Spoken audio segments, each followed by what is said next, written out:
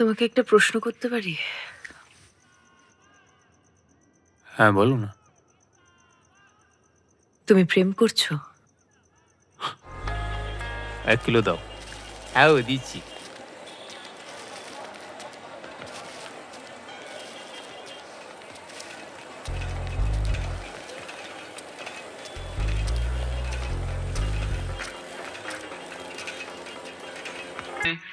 বড়বাবু আর ওই ভদ্রলোক আমার দোকানে গিয়ে ব্যস্ত আছো? বোতলগুলো নিয়ে আসতে বললেন। না। তারপর ওরা যখন মাস্টারমশাইয়ের সঙ্গে কথা বলছিলেন, আমি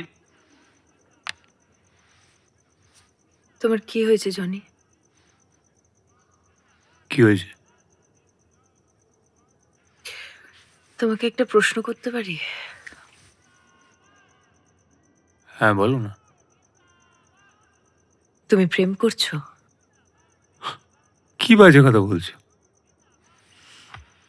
তাহলে তুমি কার জন্য বাজার করো? বাজার মানে? পল্লবী তোমাকে 2 দিন বাজার করতে দেখেছে। তার মধ্যে থেকে একদিন তুমি ওকে দেখে মুখ ঘুরিয়ে নিয়েছিলে।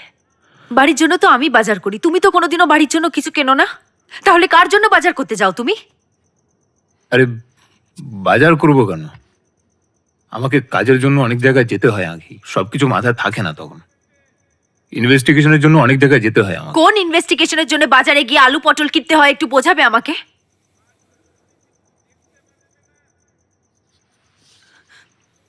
দেখো জনি, তোমার যদি আর কোনো রিলেশন থাকে তুমি আমাকে বলে দিতে পারো, আমি চলে যাব। তুমি ছাড়া আর কেউ নেই আঁকি। আর কেউ আসবেও না কোনোদিন। জনি, তুমি বদলে গেছো। তোমার বাবা মারা যাওয়ার পর থেকে তুমি একদম পাল্টে গেছো।